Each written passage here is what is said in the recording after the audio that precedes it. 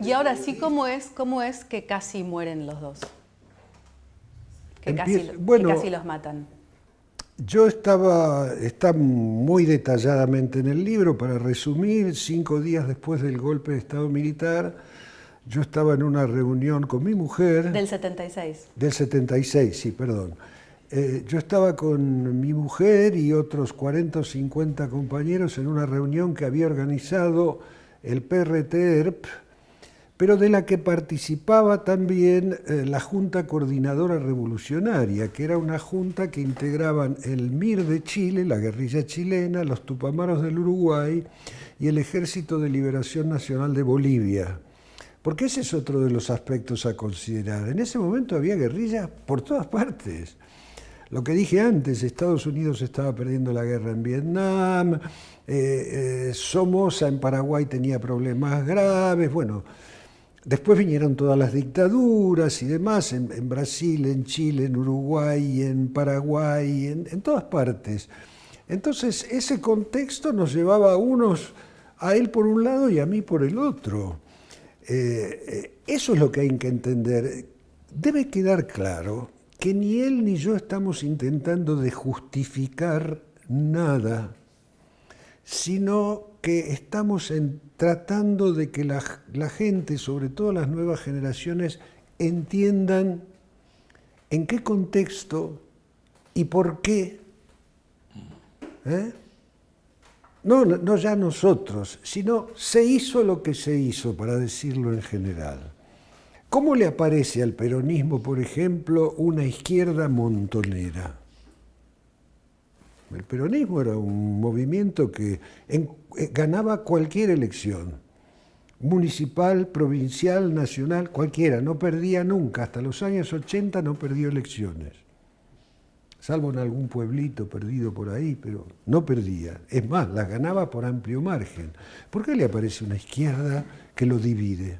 ¿Por qué le aparece una extrema derecha, que ya estaba, por cierto, pero que bueno, que se revela a plena luz? Lo mismo con el radicalismo. En el radicalismo apareció todo un sector conformado por Hipólito Solari Yrigoyen, Mario Abel Amaya, Felipe Rodríguez Araya, además nombres de tradición radical, de mucha tradición radical, que eran una tendencia socialdemócrata en el radicalismo, que fue durísimamente reprimida, en primer lugar por la AAA peronista, y no estamos hablando de guerrilleros, Supongo que nadie va a acusar a Hipólito Solari Yrigoyen de guerrillero. Era un dirigente radical, descendiente de Hipólito Yrigoyen, el presidente derrocado en 1930, que defendía presos políticos, presentaba habeas corpus, del mismo modo que Mario Abel Amaya y del mismo modo que Felipe Rodríguez Araya. Yo quisiera después insertar algo en lo que dijiste recién, pero seguí. Sí, quiero decir, estos fenómenos se reproducían en todos los partidos.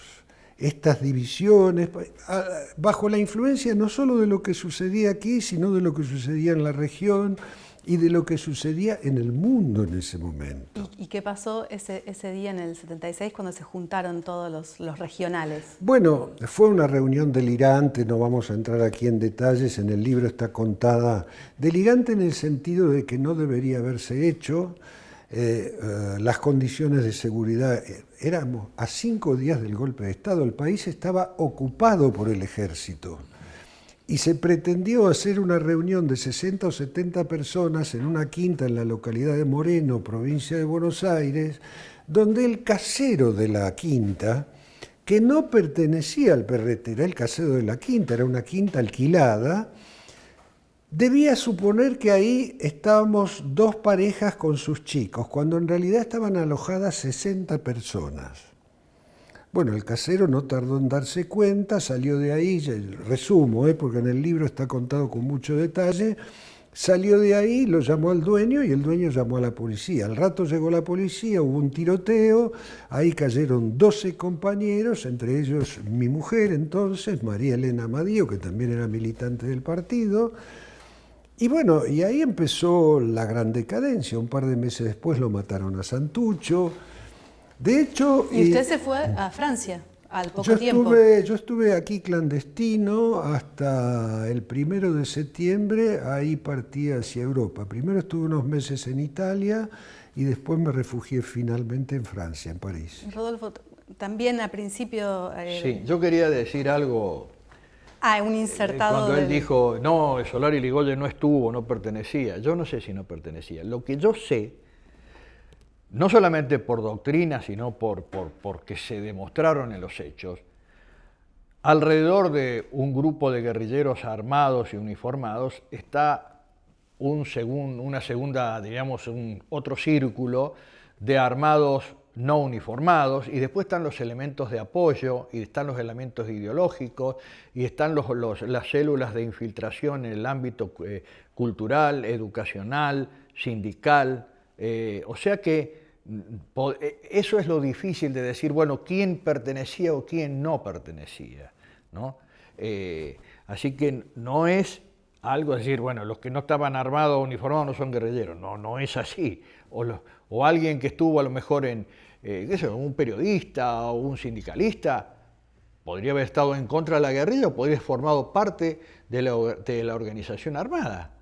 Ese es un punto clave también. Ese es un punto que da lugar a mucha conversación y mucha polémica, sobre todo para decir, bueno, quién era y quién no era. Claro, pero digo, mi pregunta es, con respecto a eso, estando en dictadura, ¿cómo se determinaba contra quiénes había que ir? Quiero decir, si uno no puede hacer la diferencia entre los que tienen las armas y los que los rodean, también podría entonces decir, que es una acusación que se hace, y que usted en realidad desmiente en el libro, que no es que la dictadura fue en contra de la población, sino dice usted que fue en contra de aquellos que tenían las armas. No fue en contra de la población en general, ninguna duda de eso.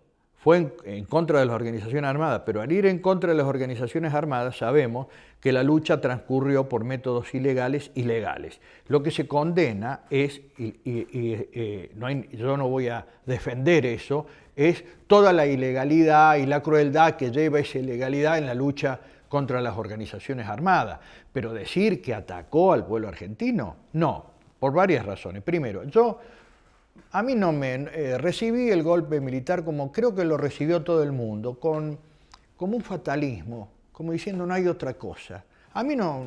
El 76. El 76 no me entusiasmaba, pero nadie se opuso al golpe militar. Y no me digan que no se podrían haber opuesto, porque en ese momento no se sabía cuál era la metodología, ni toda la crueldad que vino después. Si en ese momento la clase política hubiera estrechado fila y le hubiera dicho al general Videla que en el mes de diciembre, creo que fue el 24 de diciembre, lo que dijo fue prácticamente una amenaza de que iba a haber un golpe. Si se hubieran estrechado fila y hubieran dicho, nosotros nos oponemos al golpe, algo vamos a hacer, a lo mejor vamos a lo de desobediencia civil, no sé, no hubiera habido golpe. O sea, hubo golpe porque hubo una clase política que no asumió su responsabilidad. Yo no estoy a favor del golpe. Yo me siento hasta un perjudicado del golpe, porque digo, si no hubiera habido golpe, hoy tendríamos un ejército. Si no hubiera habido golpe, todo el esfuerzo que hicimos en la lucha contra la subversión, que ya venía siendo reconocido, hubiera seguido siendo reconocido. Y por supuesto, cuando el gobierno fracasa, entonces le pasan la factura, porque combatió ilegalmente, porque fracasó en el plan económico y porque perdió la guerra de Malvinas. Y a partir de ese momento no se le reconoció a las Fuerzas Armadas absolutamente nada. Y las Fuerzas Armadas tampoco reconocieron todas las bajas, incluso civiles, que hubo. Salió a la luz. Es decir, lo que pasa es que hubo fue tan grande la crítica, y no fue una crítica al gobierno militar. Yo digo que la condena al gobierno militar injustamente se trasladó a las Fuerzas Armadas. No es lo mismo gobierno militar y Fuerzas Armadas. No es lo mismo. Usted dice, bueno, pues usted se opuso al gobierno militar. No, yo me alineé detrás del gobierno militar como todos los demás camaradas, porque nuestro objetivo era destruir las organizaciones armadas, independientemente de que no estuviera muy convencido con la política económica y de otras cosas. Pero bueno, nos alineamos, no es que estuvimos en contra, ¿no? Nos alineamos por esa razón, ¿no? Pero no es un ataque al pueblo argentino. En Tucumán la gente nos apoyaba. Ahora vamos al tema de si hay una guerrilla donde hay un elemento difuso que no se sabe si está o no está, ¿no? O si está mimetizado. Entonces, cuando yo tengo que atacar la organización armada, ¿quién ataco? ¿Cómo sé quién es quién? Bueno, tenemos que ir a Argelia. En Argelia los franceses aplicaron una doctrina que se basaba en Mao Zedong. Mao Zedong dijo, el guerrillero tiene que ser en la población como el pez en el agua. Si el guerrillero es en la población como el pez en el agua, gana el guerrillero. Eso es un dogma. Entonces los franceses dijeron en Argelia, ante el problema que tenían de que había muchos atentados, muchas bombas, etcétera, etcétera, hay que separar el guerrillero del agua, el pez del agua. Ahora, ¿cómo se separa el pez del agua? Con un trabajo de investigación. ¿Y el trabajo de investigación en qué cae? En el interrogatorio. ¿Qué dijeron los franceses sobre el interrogatorio? La mayoría de la información la obtenemos por métodos legales. Después viene la pregunta, ¿cómo seguimos la guerra? ¿Con la mayoría de la información obtenida por métodos legales? ¿O queremos toda la información para acelerar el triunfo y entramos en la ilegalidad de la tortura? Acá se aplicó esa doctrina francesa adaptada, cuidado, no somos estúpidos de no saber de que en Argelia el ejército francés estaba inmerso en una población que no era francesa, en cambio acá todos éramos argentinos. Entonces, ¿qué es lo condenable? Evidentemente, yo no estuve en los elementos de inteligencia. Una de las mentiras que se ha dicho es de que prácticamente todos hacíamos inteligencia, todos interrogábamos y todos éramos torturadores. No, el trabajo de inteligencia, sobre todo de interrogación, estaba en el más alto nivel de la conducción. Nosotros operábamos, la masa operaba. Entonces, seguramente pensaron, es la deducción que yo saco porque nadie me lo contó, porque aparte eso quedó como hermético en quien lo hizo. Evidentemente dijeron, no nos conformamos con casi toda la información. Queremos toda la información porque los queremos aniquilar. Entonces entraron en la tortura. Pero eso fue los más altos mandos, no todo el mundo. El aparato de inteligencia pertenece a los más altos niveles de conducción, pertenece a un comando de brigada, a un comando de cuerpo. No en el regimiento, no a una sección, no a una compañía, no a un grupo. O sea que la tortura como método venía de la conducción. ¿Quién inventó esa metodología? No lo sé, ni cómo surge, cómo sale el pensamiento ese de que se puede caer en eso o que, bueno, se apela a eso, ¿no? Yo le estoy hablando de una óptica de alguien que estuvo en un equipo de combate en el monte, ¿no? Otro le puede hablar incluso de un grupo que salía a capturar guerrilleros, a lo mejor él sabía que el guerrillero capturado iba a ser interrogado, pero él no tiene nada que ver con eso. Y tampoco va a dejar de ir a capturar al guerrillero porque si no le van a decir usted es un cobarde. Y entonces es un estigma y es un muerto en vida. Que yo conozco a alguien que capturaba guerrilleros y lo llevaba a un lugar donde obviamente lo interrogaban, vaya a saber de qué forma. Y lo condenaron. Para mí no había que condenarlo, no es una discusión hoy. Yo digo, ese hombre no hay que condenarlo. ¿Por qué? Porque él arriesgó la vida capturando guerrilleros. Y lo otro es responsabilidad de los otros, no de él. Carlos. Bueno, aquí en este punto es donde aparecen más claramente nuestras diferencias y coincidencias.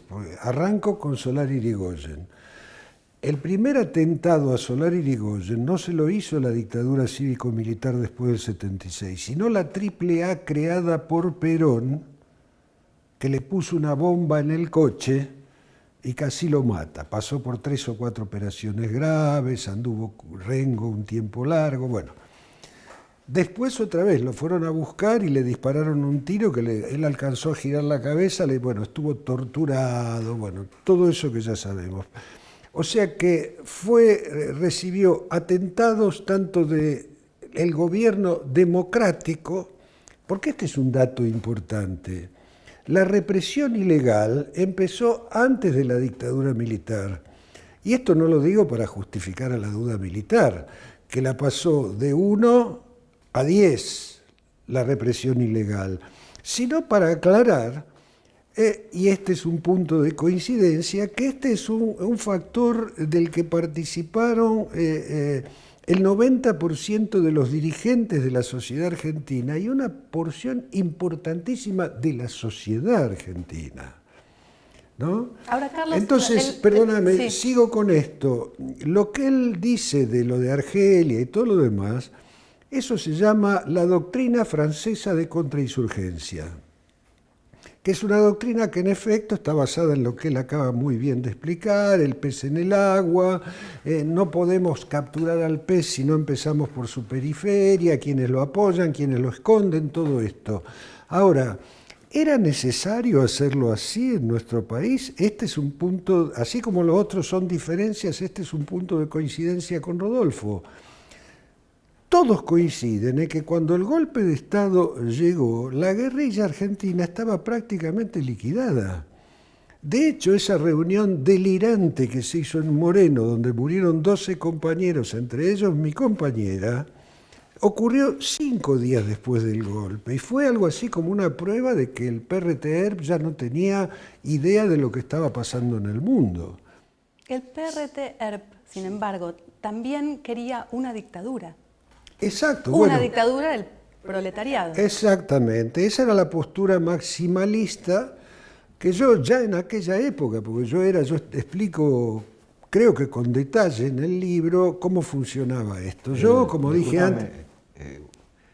De las dos organizaciones más importantes que hubo acá, Montoneros y PRT, el PRT era ideológicamente más pura e ideológicamente más sincera.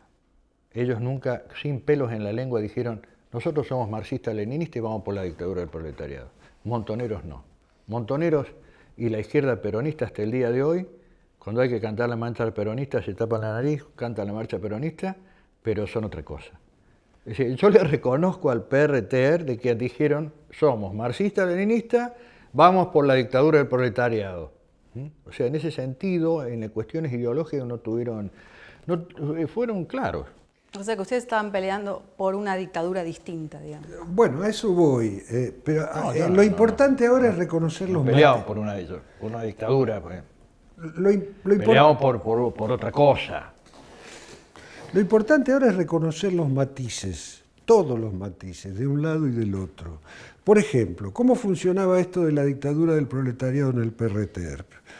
Yo me metí, no contra mi voluntad, por supuesto, en el PRT-ERP, pero me metí por imperio de las circunstancias. Lo cuento en el libro, cuando hubo la marcha del silencio en Rosario, que la policía reprimió a gente que iba desarmada. Mi padre iba con su hijito más chico, que tenía 8 años, para que te des una idea. Sí, su motivación aparece como en contra de la tiranía. Exacto. Pero por eso también bueno, la pregunta. a eso voy. Para un socialista, un joven ilustrado como yo en la época, ya era, puede sonar pedante, pero era un joven culto en la época, lo de la dictadura del proletariado era un poco raro, a pesar de que la Unión Soviética, donde se practicaba en ese momento, estaba en su apogeo. Ayudaba a la revolución cubana, había revoluciones prosoviéticas un poco en todas partes, pero para alguien que había leído no lo suficiente, pero bastante a Marx, que venía de educarse en la Casa del Pueblo Socialista de Rosario, un ambiente democrático, republicano, la idea de la lucha armada y de la dictadura del proletariado a mí me hacía ruido, pero no veía otra posibilidad que incorporarme a quienes decían esto se acabó. Entonces, ¿cómo funcionaba eso en el interior del partido? Sencillamente no se discutía. Y no se discutía por dos razones. La primera, porque había lo que se llamaba el tabicamiento. Es decir, yo participaba de una célula, conocía los nombres y apellidos de las compañeras porque eran 3 compañeras y yo, y una responsable que era santiagueña.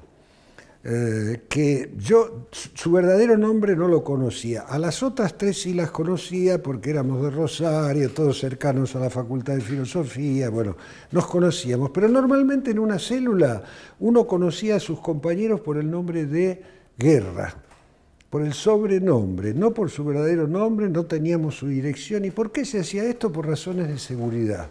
Si alguno cae, aunque le arranquen los ojos, no puede cantar a nadie sencillamente porque no sabe. Ahora, esto determinaba también que no hubiera discusión política. O sea, discutíamos entre nosotros, pero de ahí para arriba no había, nosotros no sabíamos lo que pensaban las otras células. Yo no sabía si en el departamento de al lado del mío funcionaba otra célula, o si había un agente de los servicios de inteligencia. Por lo tanto, las reuniones se hacían en silencio, se entraba de a uno, o se ponía música fuerte para que la gente creyera que había un baile o algo, una fiesta. Entonces, no había deliberación política. Y la segunda razón es que éramos una organización político-militar, lo que quiere decir que no se desobedece la orden del jefe, del comandante en jefe, algo que compartimos con ellos. Y yo cuento una anécdota muy interesante. Cuando el ERP decretó, la cuento en el libro, cuando el ERP decretó la ejecución de 14 militares oficiales o suboficiales a raíz de los 14 asesinatos de compañeros que habían sido capturados durante el ataque del ERP a Catamarca. Otra divergencia, pero bueno, el ERP decreta esto. Un compañero que mató a uno de esos militares, al capitán Viola en Tucumán, cuando lo fue a esperar, el capitán Viola venía en el auto con su mujer y sus dos hijitas, una de 6 y otra de 5 años. Y el compañero disparó, igual, no suspendió la operación, disparó, mató al capitán, mató a su hijita de 6 años, se hirió seriamente a la otra. Solo se salvó la mujer. O de 3 años, sí. Entonces, cuando ocurrió esto, el partido se autocriticó y suspendió las ejecuciones. ¿Por qué? Por la muerte de la niña y todo esto. Ahora, yo en el libro digo, me pregunto qué hubiera pasado si este compañero, viendo que venía con la mujer y las hijas, hubiera hecho lo que hubiera hecho cualquiera en términos humanísticos, es decir, levantar el fusil y decir no lo hubieran condenado. Hubiera sido castigado en el partido. Y yo hago una reflexión sobre este asunto y lo de la obediencia de vida. Digo, a ver, tenemos que entender esto ahora que se está juzgando a militares. Él cuenta, me ha contado a mí personalmente, no lo cuenta en el libro, pero cuenta de un compañero eso, que fue a detener a un guerrillero, el guerrillero no fue herido, no fue lastimado, nada, y se lo entregó a quien le había ordenado detenerlo, y después no supo nunca más nada, siguió haciendo su trabajo. Y hoy está detenido por participación necesaria. Bueno, yo fui herido en Tucumán. Estaba agregado a un equipo de combate porque tenía la especialidad de comando y íbamos 2 comandos agregados a ese equipo de combate que venía de Jujuy. Y uno era el teniente primero Cáceres, que era instructor de comandos y lo asesoraba al jefe del equipo de combate. Y a mí me dieron la punta de infantería, que es el elemento del grupo de 10 hombres que va más adelante. Y los cuadros, vino una orden y todo nos pareció bien de que teníamos que estar más adelantados en el orden de marcha. Esa es la razón porque en ese enfrentamiento no hubo ningún soldado herido. Bueno, fui el primer hombre del ejército que abrió el fuego en Tucumán, porque vi un guerrillero y le tiré. Todavía no había habido ningún enfrentamiento y avancé tirándole, sobrepasé a alguien, me tiró con una escopeta y caí.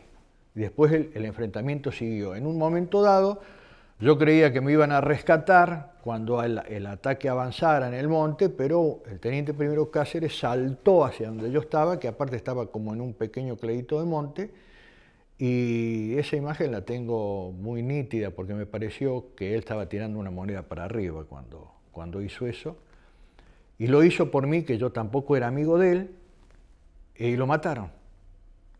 Y a mí esa imagen me quedó, es una imagen muy fuerte, es un episodio muy fuerte, no tanto por las heridas mías, sino a mí lo que me duele es de que hombres como Cáceres, la juventud argentina no lo conozca. y no lo conozca es porque han querido que no sea conocido. Eso me subleva. Eso me parece que es una maldad.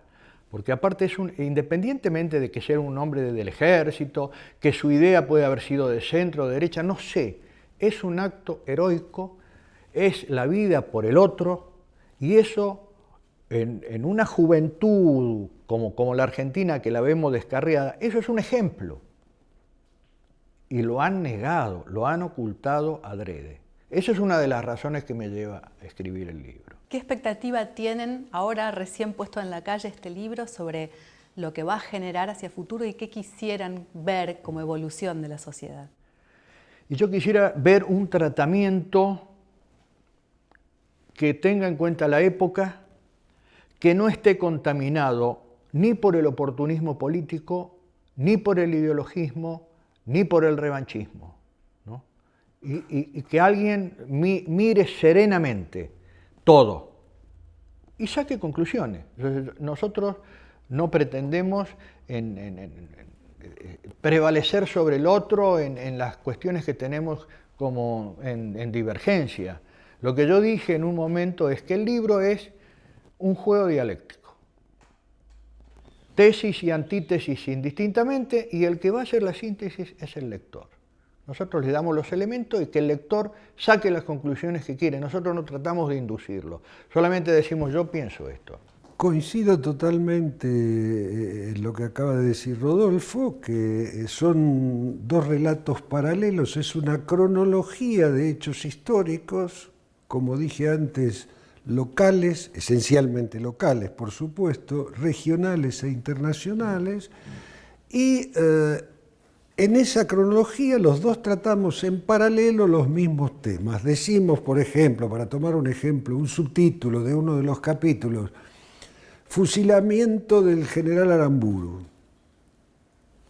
¿Cómo tomó en aquel momento cada uno de nosotros eso y cómo lo vemos ahora? ¿No? Entonces, y así seguimos hasta hoy. Y subrayo hasta hoy porque el final del libro trata sobre cómo vemos nosotros el tratamiento de los derechos humanos. Yo, por ejemplo, digo claramente, no hubo dos demonios, sino solo uno. La dictadura cívico-militar. Pero esa es una especie de definición. Si uno lee todo lo que yo digo respecto a eso, digo, primero, no fue la primera, quizá fue la peor en términos de represión, pero esto empezó mucho antes, etc. Bueno, tratamos de ponerlo en un contexto histórico todo lo que pasa. Cada uno dice lo suyo desde su punto de vista y, como dijo Rodolfo, la idea es que el lector saque sus conclusiones y el objetivo final es que en el país se genere una discusión donde miremos esto como algo que pasó, una experiencia trágica que tenemos que dejar atrás, pero no olvidar, sino aprovecharla para que las cosas sean mejor.